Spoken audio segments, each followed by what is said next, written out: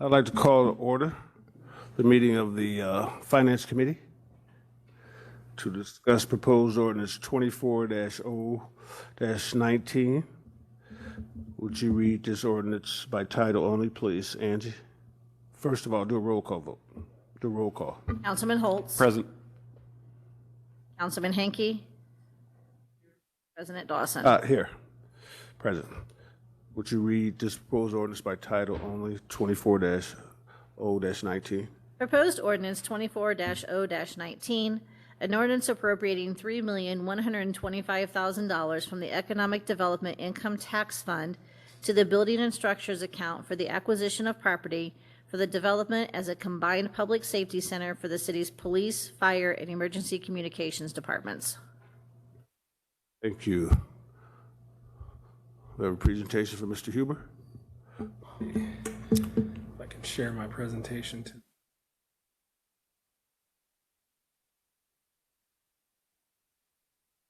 Content sharing is unavailable. I'm sorry, I do have a couple of people that were texting me saying they can't. It seems like they can't log in or get in. My car trying to.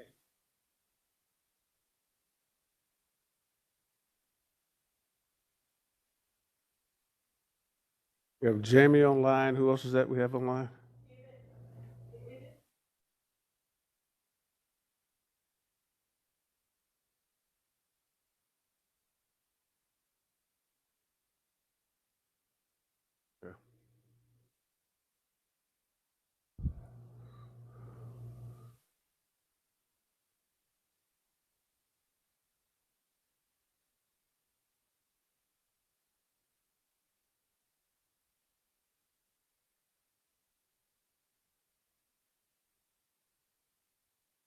The record show that Councilman Curry has joined us with only one bottle of water. All right, Mike, why don't you continue? Yeah, I'm just waiting to see if I can share my screen.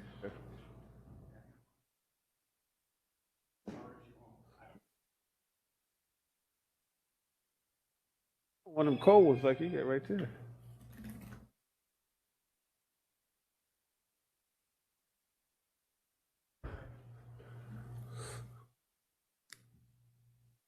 Curry?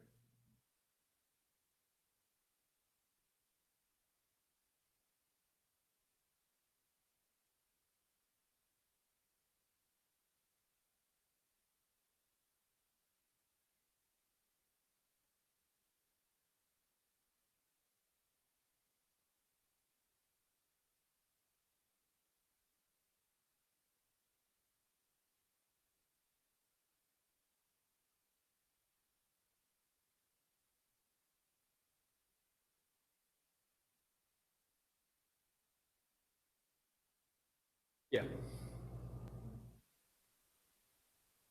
Excellent.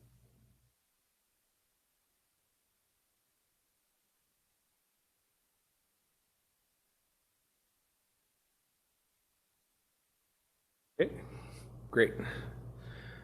Thank you. Mike Huber, Director of Development Services, City of Elkhart. Just want to highlight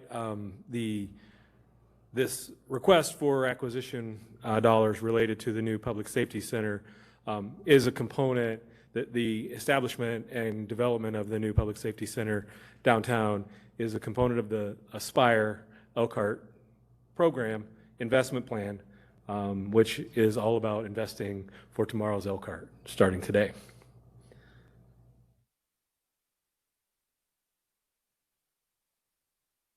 Just a refresher on Aspire.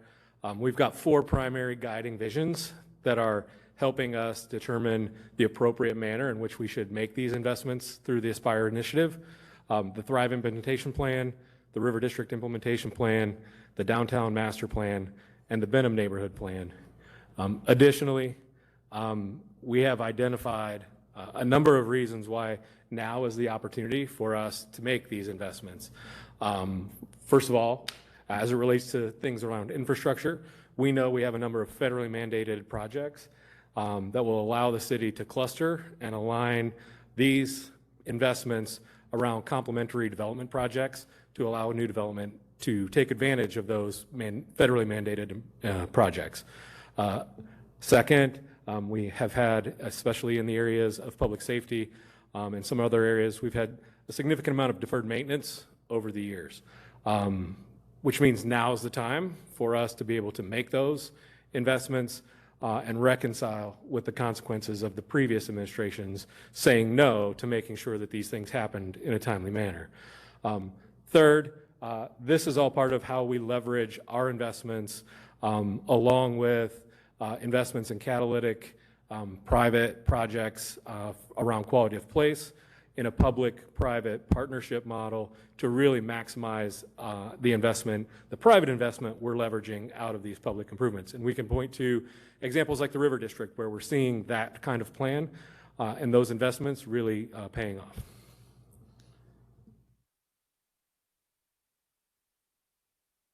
There are 4 core areas of the Aspire plan for investment. First is public safety.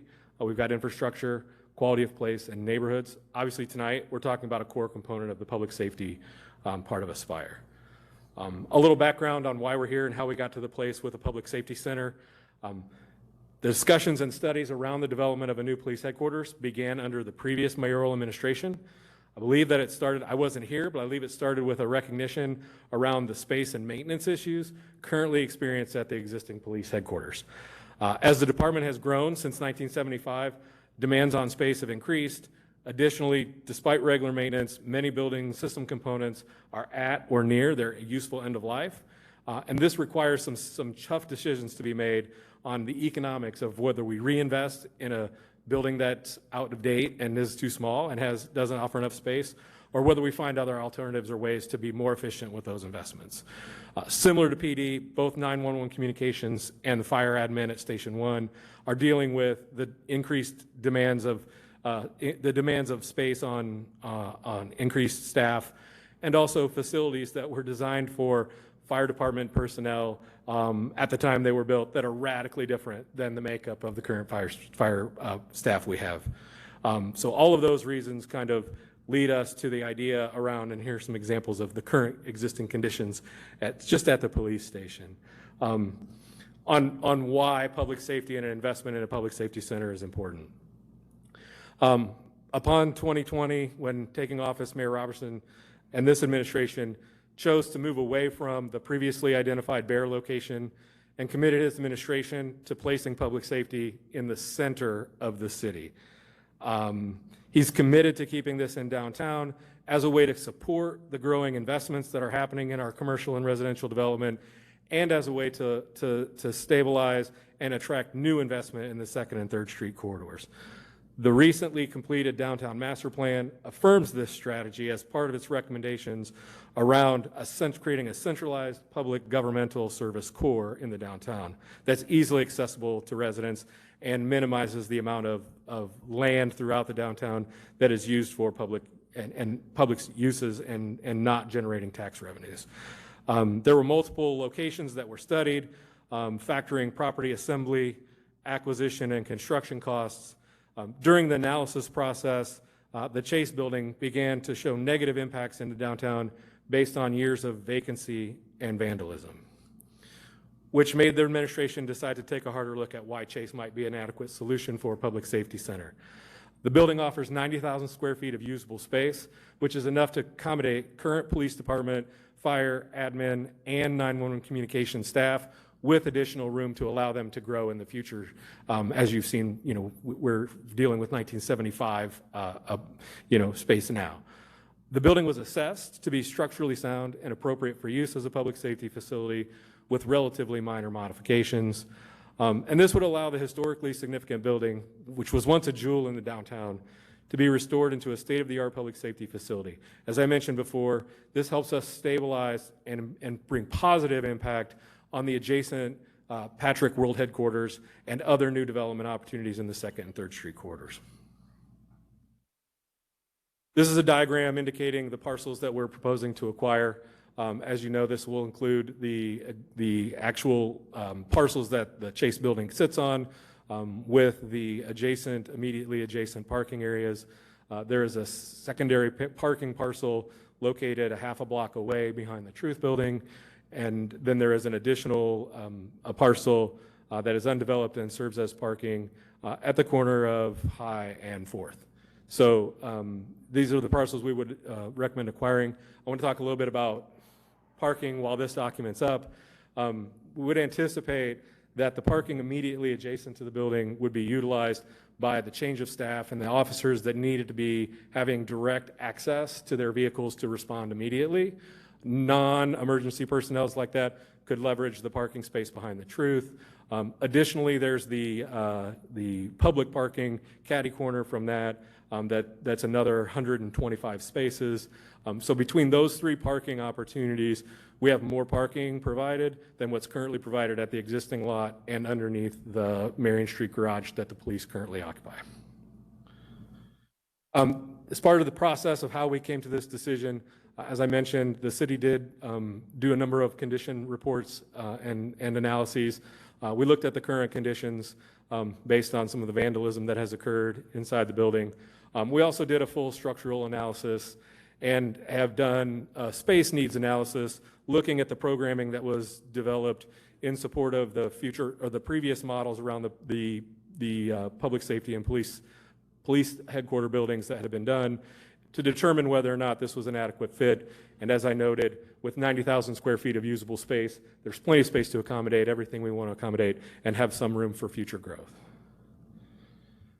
How we got here from a timeline standpoint and where we're going in a timeline standpoint, in April, at the April 9th Redevelopment Commission meeting, the commission authorized staff to make an offer to purchase the property. Between April 9th and May 14th, we negotiated the purchase agreement with the seller. That purchase agreement was presented and approved by the Redevelopment Commission at their May 14th meeting. On Monday, we would anticipate and ask that the City Council consider this appropriation request to fund just the acquisition of the property with a closing to be completed sometime in August. We don't know the final date yet, but we would anticipate it's going to happen within August based on the terms of the purchase agreement. With that, I'd be happy to answer any questions you might have. Questions? Ms. Hickey, Mr. Coates, Mr. Curry? If you don't mind. Yeah, I would be very disappointed if there weren't more questions from all of us, quite honestly. So let me start. Mike,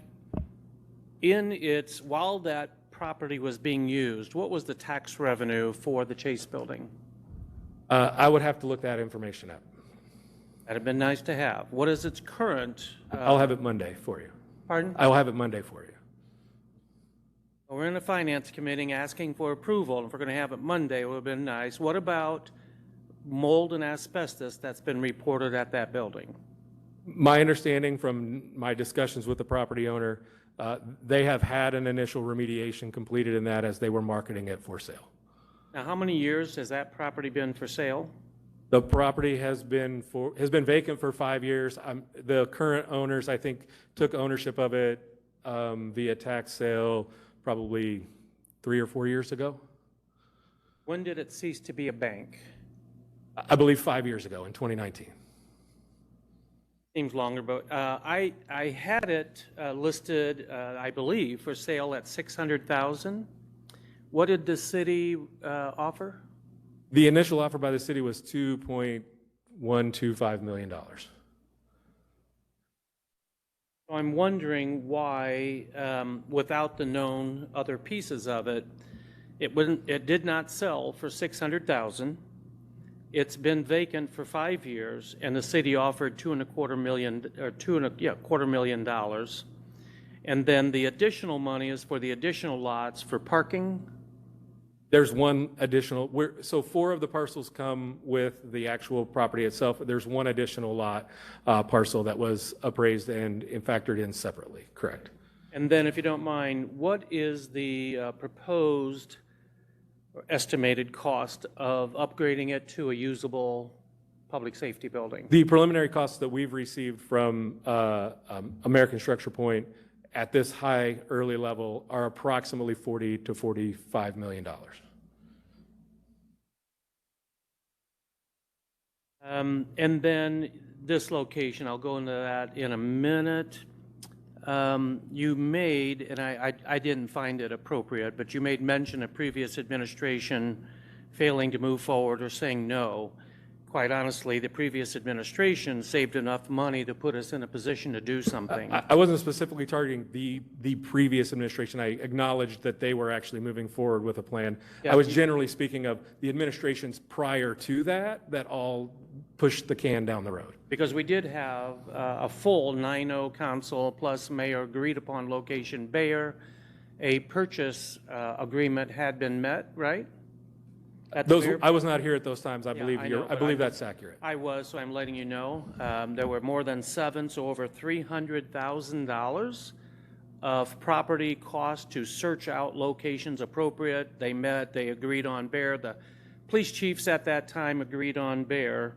A new administration came in and we started out with 3 possible locations, then we dropped to 2 possible locations, and now we're down to 1. So the thing that I also disagree with is when municipal government, here we are putting,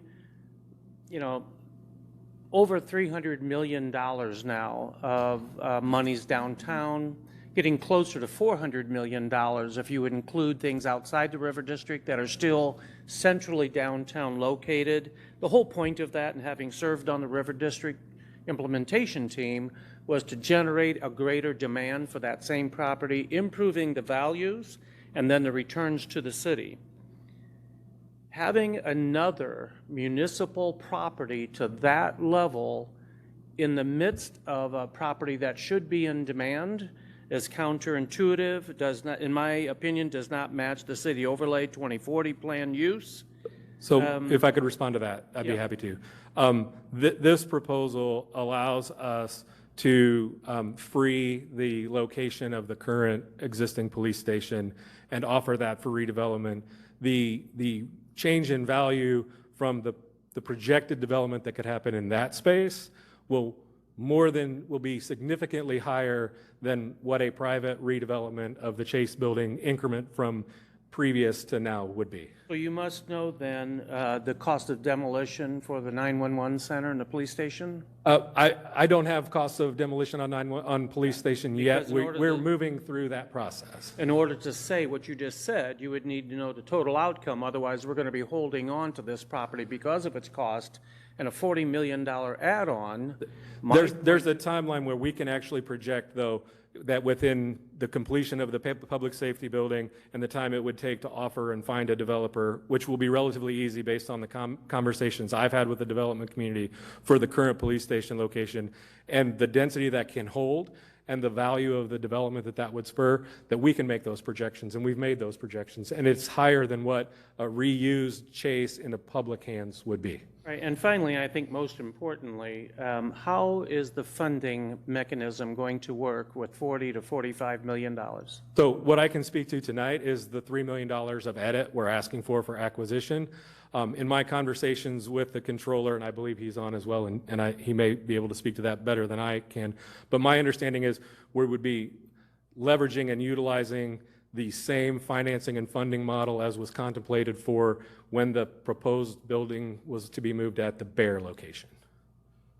On the proposed, That the previous administration had developed a funding and financing scenario to move forward with the redevelopment of the Bear property for public safety. We would use that same strategy. but we can't speak to that strategy tonight? I I can't speak to that strategy tonight. Jamie? Can you hear me? If you can hear me, that strategy, No, Jamie, hold on. We can't hear you. I don't know if we can turn you up or not.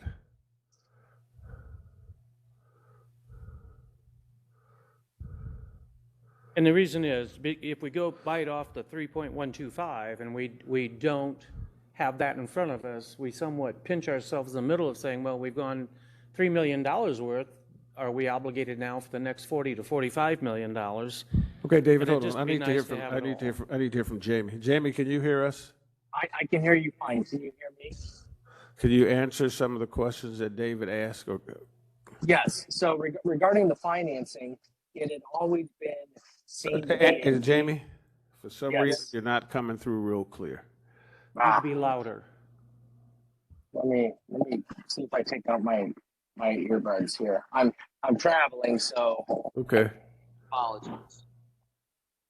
So can you hear me now? That's somewhat better. Yes, let's try that.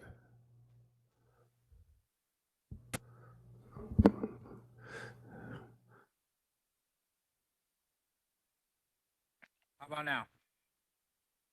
No. No. Are you Michigan? We just assume Yeah. IQ would drop 10 points. Order. Well, my apologies if you can't hear me. You're getting better. It's a lease rental bond that we were proposing that would have no increase to the levy, that would finance the construction and reconstruction of the building. And that is following the same model that was being proposed under the original Bear component. I'm sorry, Jamie, but that's neither here nor there. So you're suggesting we sell a bond of what level? So we would fund the bond at the same value that we would need to reconstruct the building. So if it's 40 million, that's what we would fund it at, and that was what was proposed under the old model. So then that bond is going to be added to the levy or repaid would by not. what? How is that would be- mechanism of repayment? Good question. That would be a lit backed bond. He said Yep. a lit-backed bond. So that would Local be income lit. tax. I'm sorry? Local income tax. Read it right there. To your left, David. Read that. It would be a lit back bond that would not have a property tax levy attached to it. So we would be paying for it out of current and future revenue streams versus having a levy associated with it directly like we do with the Lerner on the park bond.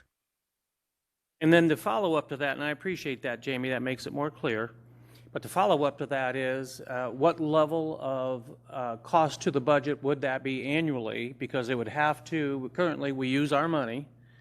What does that disallow us to do in the coming years? And this bond, I'm sure, is a what, a 30-year bond? I believe the projections were 20 years, and my recollection was that it would be based on rates at the time, was a $3.2 million annual payment.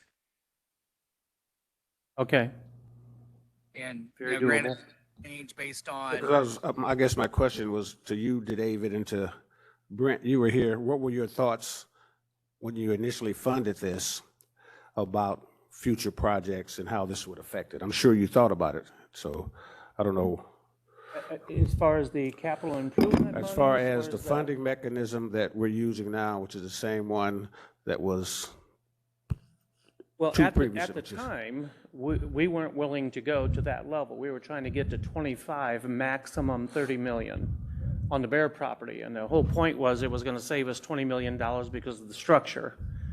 And the facilities and the elevator banks and all of that. Yet, it'll allow greater expansion, not a problem with getting in the way of River District and other demands downtown. Parking was no problem whatsoever, and transportation was right. But to the funding mechanism, we were, and I think it was a Republican-controlled council at that time, we were unwilling to go beyond. We said that was 25 part of- million, that was part of the maximum problem. 30. that was part of the problem. You're Republican controlled. No, we were more interested in investing No, really, that was in part of the things problem, that David. had a Really, tax that return, was. Anybody else have any not questions? municipal buildings. Mr. Holtz. Mr. Huber, I assume the answer is yes, but this price that we're talking about, the 3.125, is based on appraisals? Yeah, so as Councilman Hankey pointed out, we did make an offer of 2.25 million. The seller provided an appraisal, and I covered this at the redevelopment commission meeting, but the seller provided an appraisal with an appraised value of $3.9 million, also indicated they were contemplating an offer of $3 million purchase. We weighed those and factored those into, came with the 3.9 and the 2.25, and arrived at a figure in the middle of 3.125.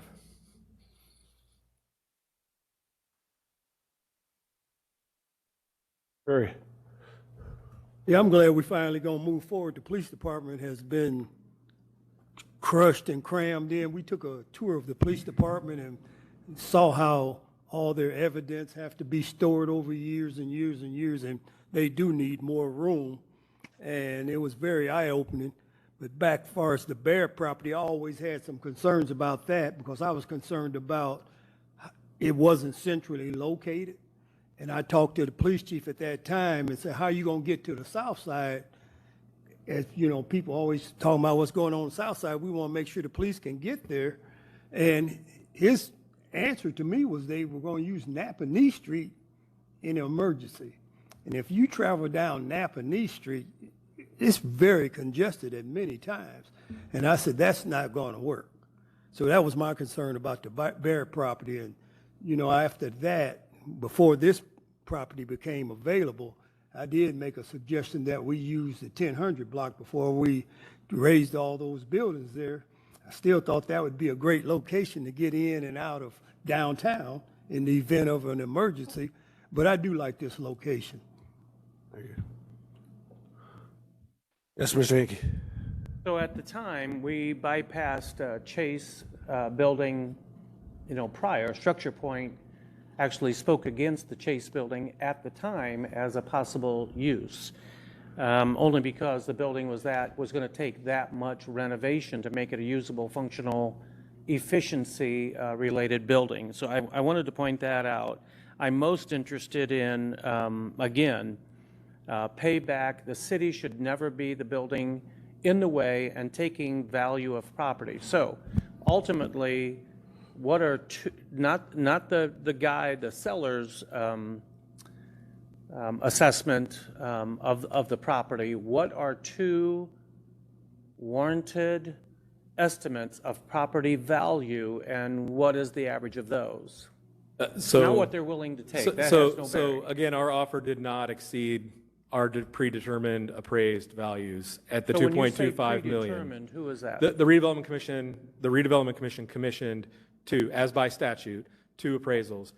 I would like to point out the seller's appraisal also is a certified appraisal. It meets the same requirements. It has the same level of methodology, and was also reviewed by our appraiser. And so they it's about how they determined with comps, and just there are differences between appraisers, as you probably know.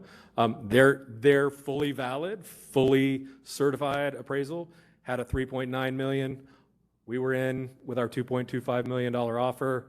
That's where we met in the middle. Because I don't want to go back to, like Dave Osborne's building and $60,000, and we gave David, $300,000. we're not going back to Dave Osborne's building. We're talking about an Well, we appropriation tend to overpay for everything for around here. the bank. That's what we're talking about. We're not going back to that. Okay. Hey, Judge. Okay. And David, you had some great questions. Just because everybody else doesn't have questions doesn't mean they're not being asked. I pick up the phone, I call the mayor's office, I call community development, I call whoever I want to know, because the questions you've asked are great questions and have been asked by many of us here on the council. We just take the time to call somebody to get those answers. So don't think we're not engaged with what's going on. I realize, Arvis, you take the time to have the caucus, Okay. I get it. I know. I'm sure you do. I'm sure you do. I'm glad you do. At this time, I'll entertain a motion. I would like to make a motion that we approve this resolution. We pass it on. We got to pass it on with pass with a do pass recommendation. That's right, from the Finance Committee on to the City Council Thank you. for There's this second. resolution. Is there a second? Second. Any other council discussion? All those in favor signify by saying aye. Aye. Oppose? It passes 2-1 with David Hinkey opposing. Having no further business of the Finance Committee, we are adjourned.